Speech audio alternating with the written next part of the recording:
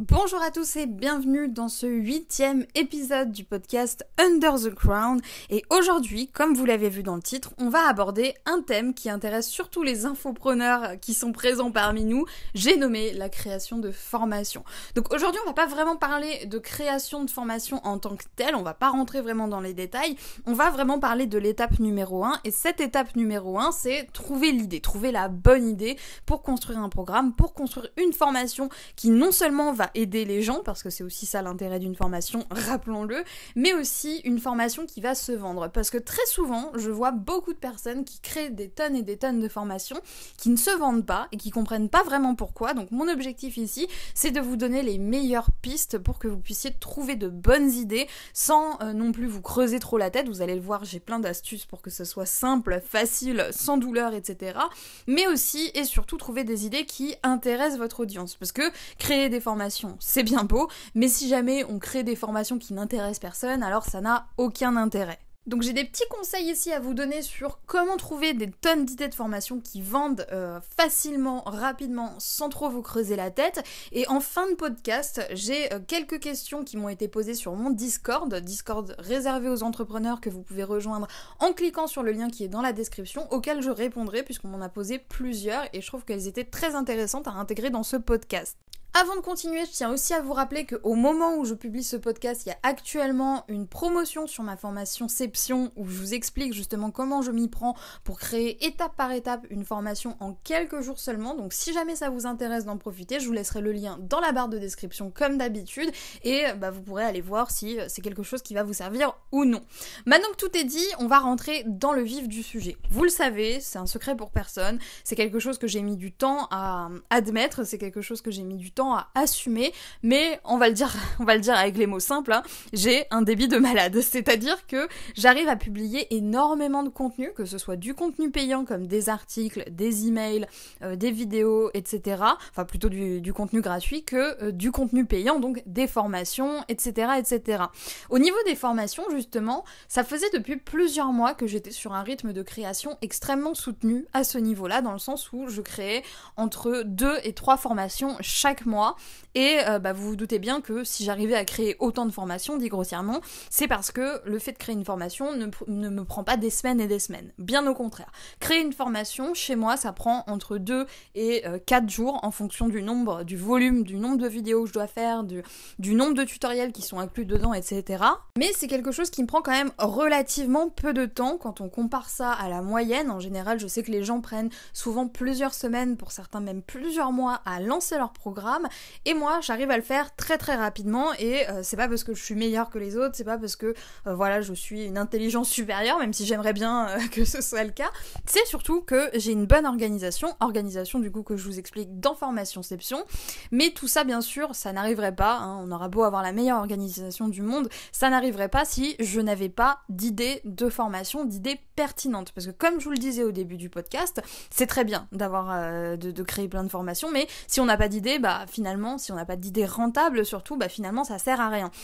Et souvent, il y a 2 problèmes qu'on rencontre quand on se dit « ouais, je veux créer plein de formations, etc. » Au niveau des idées, j'entends, c'est que soit on trouve pas d'idées, comme je vous le disais, et dans ce cas-là, ce podcast va vous aider, soit on trouve de mauvaises idées, c'est-à-dire qu'on trouve des idées de formation, mais qu'on se rend compte en les vendant que ces formations, elles ne se vendent pas, qu'elles n'intéressent personne, et ça c'est un problème. Donc ici je vais non seulement vous aider à trouver des idées de manière générale, mais aussi et surtout à trouver de bonnes idées, des idées qui ont un potentiel économique, des idées qui vont intéresser votre audience. Donc j'ai 5 conseils principaux à vous donner, et vous allez le voir, sont des conseils qui sont très très faciles à mettre en pratique, n'importe qui peut vraiment les appliquer dès maintenant. Donc une fois que vous aurez écouté le podcast, vous pourrez tout de suite commencer à en chercher, vous pouvez même mettre pause pendant le podcast pour noter vos idées, parce que je pense que ça va vous en donner pas mal. Donc mon premier conseil, et celui que j'applique systématiquement quand je cherche des idées de formation, c'est par là que je commence, c'est de parler des problèmes de votre cible.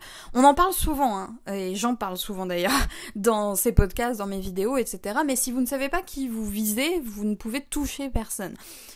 Si vous ne savez pas qui vous visez, vous ne pouvez pas savoir quels sont les problèmes que rencontrent ces personnes, cette audience.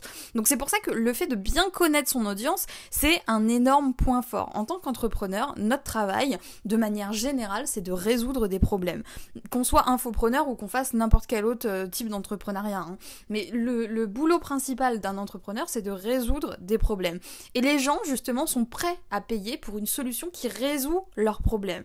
Souvent, on va vous conseiller également de choisir ce qu'on appelle un problème dur, c'est-à-dire, dur c'est l'acronyme pour douloureux, urgent et réel. Si vous avez un problème dur, alors c'est le signe que c'est un problème suffisamment complexe, un problème suffisamment douloureux, un problème suffisamment urgent, un problème suffisamment réel pour que les gens soient prêts à investir en échange de la solution qui est proposée. Et vous, votre travail en tant qu'entrepreneur, c'est de proposer une solution unique. Donc ce qu'il faut bien comprendre, c'est que si vous partez des problèmes principaux que votre cible est là, il y a forcément des problèmes durs qui s'y cachent.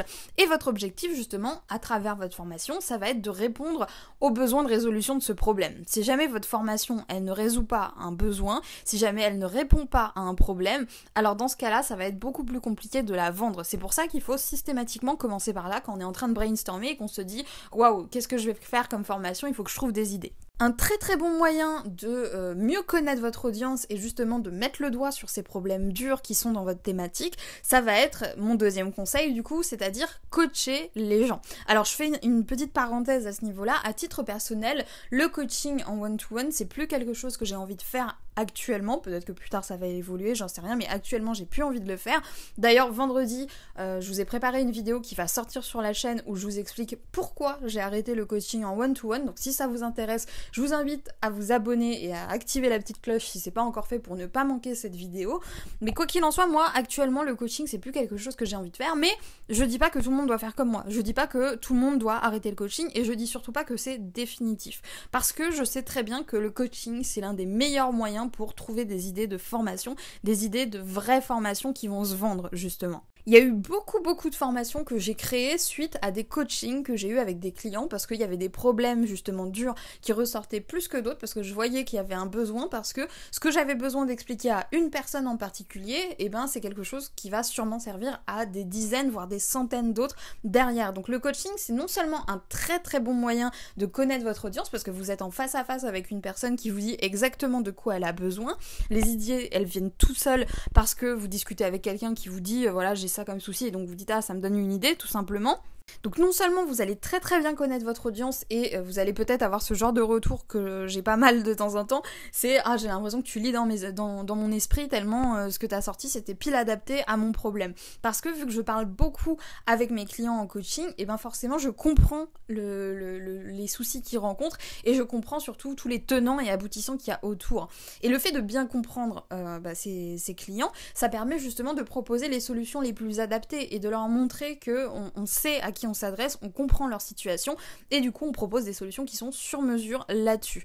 Vous allez voir tout de suite de quoi les gens ont besoin quand vous les avez en coaching et vous pouvez leur expliquer, donc commencez déjà à voir si vos explications sont assez claires, si elles peuvent être mieux formulées dans une formation, ce que vous pouvez adapter aux solutions qui existent actuellement pour justement avoir votre propre méthode qui fonctionne sur le profil de client que vous avez. C'est vraiment quelque chose de très intéressant de faire du coaching, surtout quand on démarre et qu'on connaît encore mal son audience. Comme je vous le disais, moi le coaching c'est pas quelque chose que j'ai envie de faire à long terme, donc j'ai mis ça de côté, encore une fois, vous allez comprendre pourquoi dans la vidéo de vendredi, mais ce qu'il faut comprendre aussi, c'est qu'une formation quelque part, moi je le vois vraiment comme ça, c'est une forme de coaching automatisé, entre guillemets. C'est-à-dire que vous conseillez la personne à travers votre contenu au lieu de la conseiller en direct, en one-to-one, vous lui indiquez le bon chemin, etc. Et bien sûr, un coaching ça va être beaucoup plus personnalisé, mais une formation ça vous permet tout autant en fait de montrer la voie, d'aider à dénouer les erreurs les plus fréquentes, à dénouer les blocages qui sont les plus récurrents et du coup à proposer les solutions qui fonctionnent au maximum. Parce que vous allez le constater, et vous le constatez peut-être actuellement si vous êtes coach, en général quand on est coach, on se retrouve très souvent à répéter les mêmes choses parce que la majorité des gens font souvent les mêmes erreurs. C'est pas pour rien qu'on vous parle d'erreurs fréquentes, etc. C'est des choses qui arrivent souvent, c'est des problèmes qui sont réguliers, donc forcément le fait de proposer une formation qui résout un petit peu les problèmes les plus récurrents, ça va convenir à un maximum de personnes parce que tout le monde fait plus ou moins les mêmes erreurs. Alors je dis pas que ça se substitue complètement à 200%, il y a des personnes pour qui un coaching ce sera toujours plus pertinent qu'une formation, mais à titre personnel, quand je faisais des coachings et que derrière je faisais des formations sur ce que j'avais retiré de mes coachings avec mes clients, c'était systématiquement quelque chose qui pouvait servir à ces personnes-là et qui les ont du coup aidés à dépasser leur blocage et à atteindre les objectifs qu'ils se sont fixés en contournant les erreurs qui sont souvent faites et que tout le monde fait parce que vous le savez, quand on est entrepreneur, souvent on fait des choix logiques qui ne sont pas forcément les meilleurs parce que on est habitué en fait à être salarié, on n'a jamais été entrepreneur avant et du coup on prend des décisions qui paraissent logiques à première vue mais qui ne le sont pas quand on a un peu plus de recul. Donc voilà pour mon deuxième conseil, si vous en avez la possibilité, n'hésitez pas à coacher vos clients, à coacher votre audience pour savoir exactement de quoi elle a besoin. Si vous n'êtes pas coach de manière générale, n'hésitez pas à proposer à une poignée de personnes du coaching gratuit parce que vous allez en tirer beaucoup d'informations qui vont vous aider pour le coup à trouver des idées de formation pertinentes qui seront sur des vrais problèmes que les gens rencontrent. Mon troisième conseil plutôt pour trouver des idées de formation, c'est mon modèle préféré, c'est tout simplement de montrer vos process. C'est-à-dire que votre manière de faire, quelle que soit la thématique, encore une fois, elle a de la valeur. Si vous êtes dans le jardinage par exemple et que vous avez une manière bien spécifique de planter vos fleurs pour qu'elles fassent jolies, heureusement que je tiens pas de blog sur le jardinage vraiment, mais en tout cas votre manière de faire, elle a de la valeur. Si vous savez faire ça, ça va intéresser les gens de savoir comment vous vous y prenez, surtout si vous détaillez à mort chaque étape, parce que de mon point de vue, encore une fois, et là je parle peut-être plus pour ma thématique, ça dépendra peut-être de la vôtre, mais j'ai tendance à penser que c'est un peu une loi universelle, ce que je vais vous dire, c'est que personne ne fait la chose de la même manière. On est tous différents, on a tous une approche différente, et en tant que formateur, on a tous une méthode différente. Si vous avez une méthode qui vous est propre, que vous avez construit vous-même, un process qui n'est rien qu'à vous, entre guillemets, alors vous avez un sujet parfait de formation. C'est comme ce que je vous disais par rapport à ma formation Ception qui est en promo et qui est toujours en barre de description. Formation Ception, typiquement, c'est une formation qui se cale sur mon propre process, c'est-à-dire mon process pour créer une formation en quelques jours. Et je suis la seule à avoir cette manière-là de faire des formations et aussi l'une des seules à réussir à les faire aussi rapidement. Donc forcément, mon process a de la valeur et c'est un bon sujet pour une formation puisque Formationception c'est l'un de mes best-sellers, c'est l'une des formations que j'ai le plus vendues. J'ai juste à montrer en plus ce que je fais puisque c'est mon process, donc c'est ma méthode, c'est moi qui explique pourquoi je fais ci, dans quel ordre, etc. et à partager mes fiches, à partager mon plan d'action et la formation elle est prête. Donc en plus d'avoir un bon sujet de formation qui sert aux gens parce que j'apprends comment moi je fais avec quelque chose d'unique vu que c'est ma méthode à moi, alors c'est non seulement des formations rapides à créer parce qu'il n'y a pas de recherche complémentaire à faire vu que j'explique juste ce que je fais, et en plus de ça, c'est des formations qui vont vraiment intéresser les gens et qui vont leur proposer justement une méthode à suivre de A à Z, ce qui est génial du point de vue de la pédagogie parce que les gens ont juste à suivre les étapes que vous leur donnez et voilà, le résultat est fait. Là, par exemple, pour Formationception, les gens, ils ont juste à suivre ce que je dis dans la formation et leur formation, elle est prête tout simplement. Donc n'hésitez pas, si vous avez des process, des manières de faire, des plans d'action ou même des to-do list complètes, on entend bien, qui sont rien qu'à vous, qui sont votre manière de faire, à en faire des formations complètes parce que ça peut être très utile à votre audience et souvent c'est ce qu'on recherche. En général, quand on achète des formations, on cherche une méthode où on va être accompagné, où on va nous expliquer limite chaque clic, chaque petite étape et c'est ce que vous pouvez proposer quand vous mettez en avant vos process dans vos formations. Une technique aussi qui est une technique beaucoup plus, cartésienne, si je peux dire ça comme ça, de proposer une formation qui va plaire, c'est tout simplement d'étudier vos statistiques. Donc tout simplement, vous allez regarder les pages de votre blog, les articles, les vidéos les plus vues, les podcasts les plus écoutés, et vous allez essayer de déterminer justement par rapport à vos statistiques, dans ce qui a été le plus vu, le plus écouté, le plus regardé, quels sont les sujets, les problèmes qui génèrent le plus d'intérêt. Si vous avez déjà des gens intéressés sur certains types d'articles, par exemple, vous avez des gens qui sont plus intéressés sur le thème attirer du trafic, alors potentiellement on peut se dire que faire une formation sur le fait d'attirer du trafic, ça va être quelque chose d'intéressant parce qu'on a déjà une audience qui a démontré son intérêt pour ce sujet-là.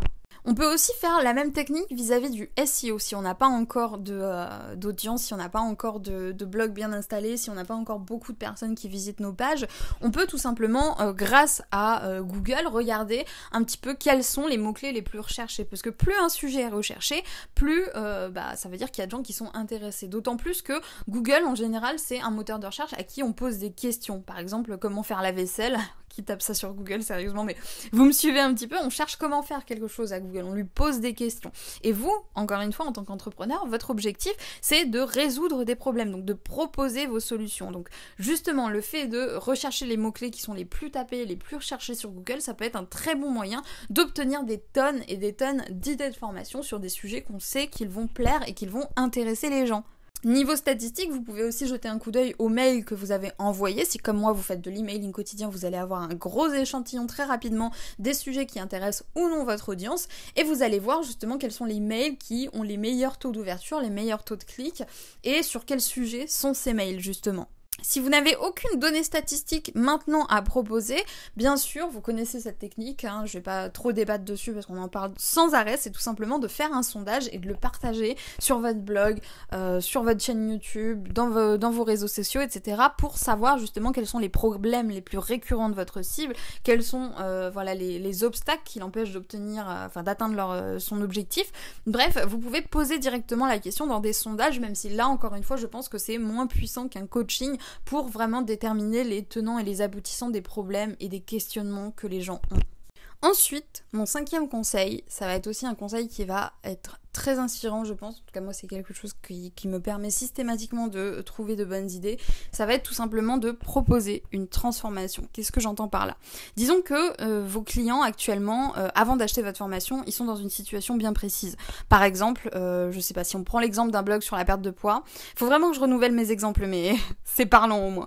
Si on prend l'exemple d'un blog sur la perte de poids, avant, la personne, elle se sent grosse, elle se sent pas à l'aise, elle a des kilos en trop, elle est, elle a pas confiance en son corps, elle se sent pas bien, etc.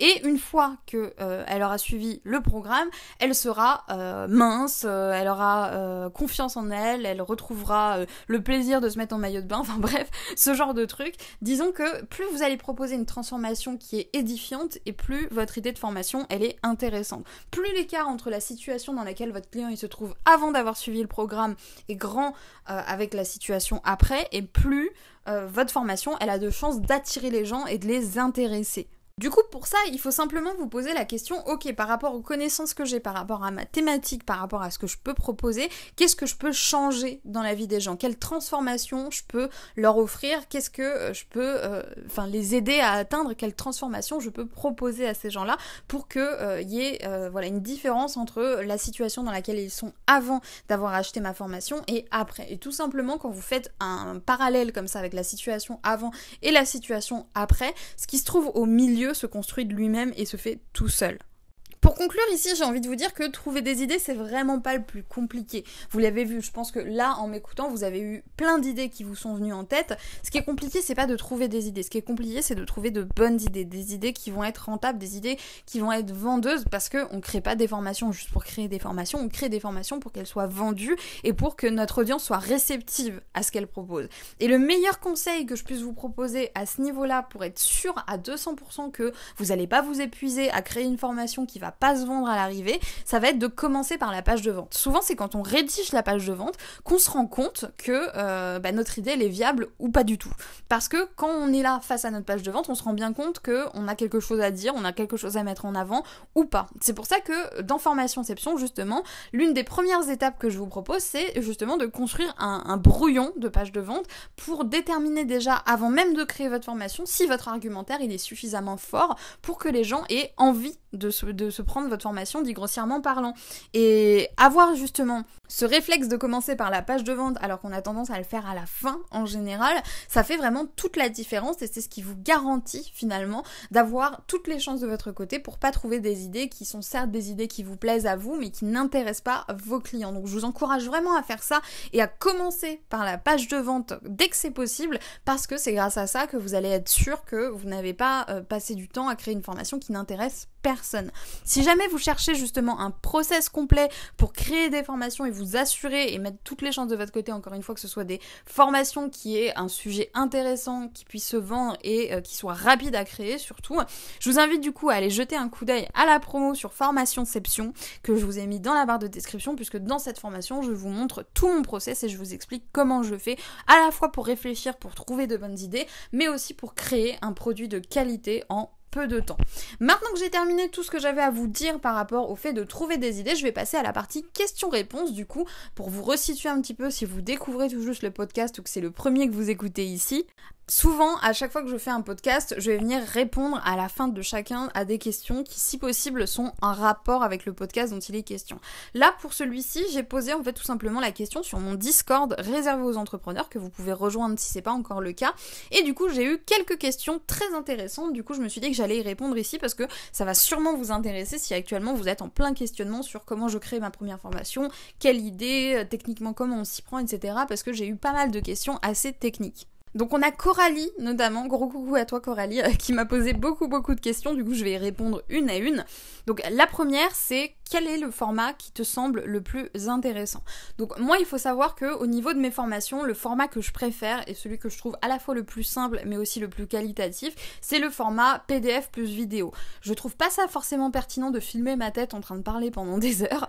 Moi ce que je trouve vraiment pertinent c'est pour tout ce qui est théorique d'avoir un fichier PDF, un support PDF que je présente à l'oral, donc du coup ça nous fait et un PDF et une vidéo, donc ça je pense que c'est quelque chose de très intéressant, qu'on est plus sur de la théorie que sur du process pur. Et pour le process pur, moi je pense que le mieux ça reste quand même les vidéos tutoriels où on filme l'écran, où on montre justement chaque étape clic par clic, parce que pour moi, quelqu'un qui achète une formation, il a besoin de savoir exactement quoi faire, il a besoin d'être guidé, et pour moi c'est les deux meilleurs formats qui existent, mais attention, je dis ça par rapport à moi, ma thématique, et par rapport au sujet que j'aborde. À vous de voir bien sûr quel est le format qui vous paraît le plus intéressant, celui aussi dans lequel vous êtes le plus à l'aise, puisque y a des gens qui sont pas forcément à l'aise avec ces formats-là, et c'est ok, hein. Par exemple, moi je pense que c'est beaucoup mieux pour moi et je me sens beaucoup plus à l'aise quand justement je ne me filme pas, je filme pas mon visage, mais j'enregistre juste ma voix et je parle. Je trouve que je suis beaucoup plus éloquente, si je peux dire ça comme ça, et j'ai beaucoup moins de difficultés à m'exprimer en sachant qu'il n'y a pas quelque chose qui me filme et qui filme ma tête au moment où je parle. Donc chacun a son propre format de prédilection, là je présente le mien, mais bien sûr chaque personne est différente et il faut vraiment faire ce qui est le mieux pour vous, hein. La deuxième question de Coralie, c'est quelle est la meilleure plateforme pour vendre ses formations? Alors moi je vais parler uniquement de celle que j'utilise, qui est pour moi une excellente plateforme et qui est aussi l'une des moins chères. Il s'agit de Cuneo. D'ailleurs, si jamais ça vous intéresse de vous inscrire sur Cuneo, il faut savoir qu'avec le code WonderQueen, donc WONDERQUEEN, vous avez 54 € d'avoir qui vous est offert. Quand vous démarrez sur Cuneo, vous avez un mois d'essai gratuit, et avec ces 54 € d'avoir, vous avez l'équivalent de 3 mois gratuits, puisque quand vous faites moins de 1500 € de chiffre d'affaires, ça vous coûte 27 € seulement, et c'est vraiment une plateforme qui n'est pas chère, qui présente toutes les options qui sont nécessaires pour un infopreneur, qui en plus bénéficie d'un support en français, donc ça c'est quand même assez rare, un support en français qui est hyper réactif et hyper agréable.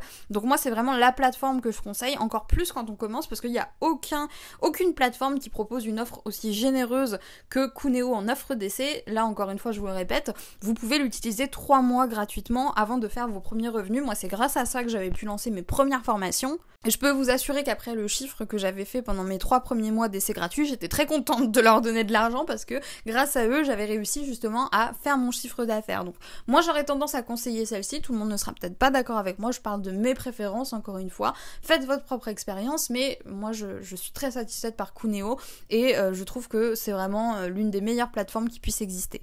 D'ailleurs, ça rejoint un petit peu la troisième question de Coralie qui me dit du coup, quand on débute, payer tous les mois un abonnement pour héberger une seule formation dont on n'a même pas la certitude qu'elle va bien se vendre, je trouve que ça peut vite représenter un certain budget.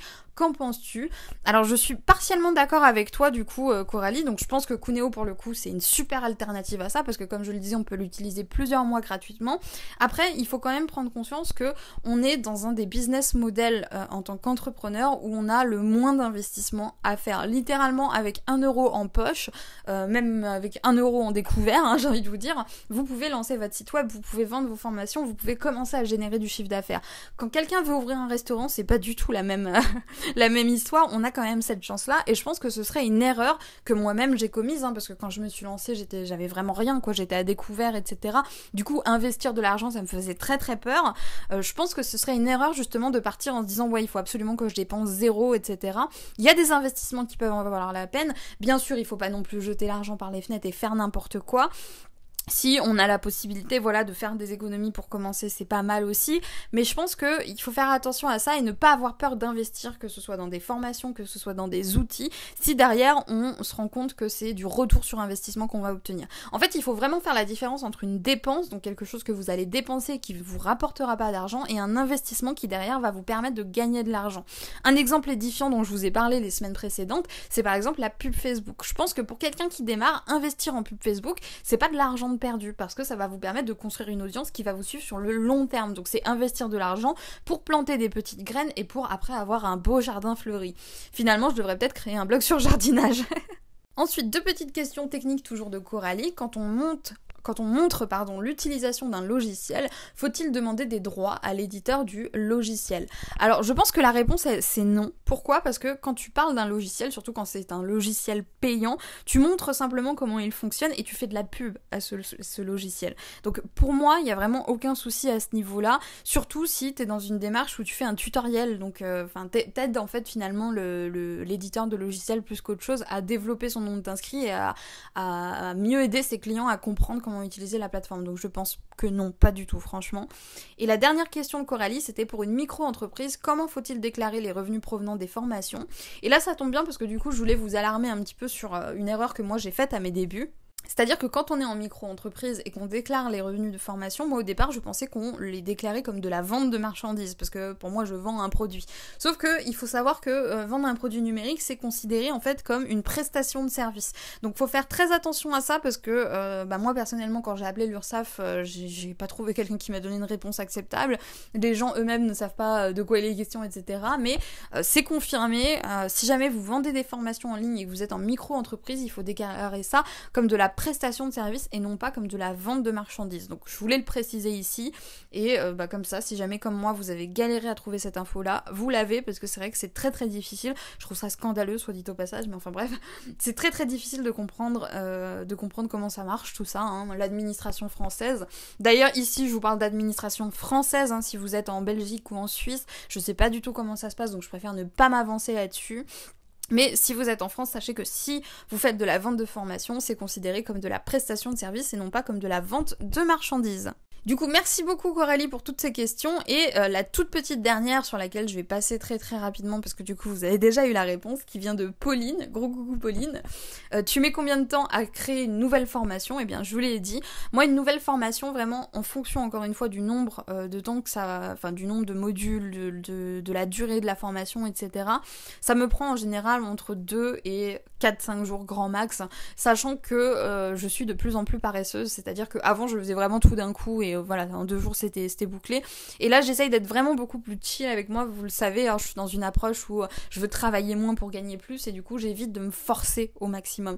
Je veux vraiment plus être dans cette idée de allez je vais y arriver, je vais aller jusqu'au bout, et dès que je sens que j'en ai un peu marre, je préfère laisser de côté et reprendre plus tard. Du coup j'ai tendance à beaucoup étaler et à faire des petites sessions de travail. C'est pour ça que là je l'ai allongé de 2 à 4-5 jours, mais en soi vraiment mis bout à bout ça doit me prendre 2 jours. Très sincèrement ça me prend 2 jours. C'est juste que là, voilà, ces derniers temps, j'ai vraiment envie d'être dans un mood un petit peu plus chill. C'est pour ça aussi que j'ai réduit mon nombre de formations que je sors chaque mois à 1, alors qu'avant j'étais sur 2-3, parce que j'ai envie de me lancer sur d'autres projets et j'ai envie, voilà, de plus privilégier mon lifestyle, parce que je me rends compte qu'en tant qu'entrepreneur, on est tout le temps, on a envie d'en faire plus, on a tout le temps envie d'aller au bout de notre to-do list sans se rendre compte vraiment, et sans vraiment prendre conscience qu'il y aura toujours quelque chose à faire. Donc j'essaye vraiment de privilégier au maximum mon bien-être et ma glandouille permanente. D'ailleurs, je vous prépare un podcast où on va parler de ça dans les prochaines semaines, plutôt que me fatiguer et essayer d'être tout le temps dans le forcing, dans la suroptimisation. Je préfère vraiment me reposer et prendre du temps. Mais en soi, voilà, moi ça me prend entre 2 et 5 jours, grand max. Et c'est pas exceptionnel en fait, c'est ça que j'aimerais que vous compreniez, parce que quand je dis ça aux gens, les gens me disent waouh mais comment tu fais, mais c'est incroyable, etc. Mais non, c'est pas incroyable, c'est juste une question de process. Si vous savez dans quel ordre faire les choses, si jamais vous avez optimisé votre manière de travailler, alors ça va très très vite. Pour moi la qualité d'une formation, elle est pas déterminée par le temps que vous mettez à la créer, bien au contraire, ça c'est une idée qui est reçue et une idée souvent qui nous conduit à perdre beaucoup de temps sur des détails. Je pense vraiment que les retours clients que j'ai sur toutes mes formations le prouvent, on peut créer de bonnes formations en quelques jours à peine, en quelques heures à peine pour certaines. et quand même faire en sorte que ce soit des formations qui apportent un maximum de valeur, qui apportent un maximum de résultats et qui soient de qualité. Si vous ne savez pas comment faire, c'est pas grave, hein, y a pas de souci. J'ai justement ma formationception où je vous explique mon process, où je vous guide étape par étape, que ce soit au niveau de la réflexion, au niveau de la création et au niveau du process que vous aurez entre les mains. C'est-à-dire que moi j'ai un fichier que je ressors à chaque fois que je sors une nouvelle formation où voilà, j'ai juste à remplir le fichier et ma formation elle est quasiment créée. Donc si ça vous intéresse, j'ai inclus ce process justement et vous pourrez le personnaliser et le dupliquer sur votre propre espace Notion puisque je l'ai fait dessus dans la formation session. Donc si ça vous intéresse, c'est en barre de description. Moi du coup je vais arrêter ce podcast ici, j'espère vraiment qu'il vous aura plu. Si vous avez des questions supplémentaires, que ce soit sur les formations ou sur d'autres sujets, hein, n'hésitez pas à les poster en commentaire puisque comme vous l'avez vu à la fin de chaque podcast, j'essaye de répondre à un maximum de questions. J'ai vu que sur les podcasts précédents on m'avait aussi posé des questions mais je les réserve justement pour les sujets où ça s'imbrique le mieux, donc n'hésitez pas à les poser et je viendrai piocher un petit peu dans les commentaires les prochaines questions auxquelles je répondrai dans les podcasts qui suivent. Moi du coup je vais vous laisser là, j'espère encore une fois que ce podcast vous aura aidé à trouver des idées de formation pertinentes et qu'il aura répondu à un maximum de vos questions.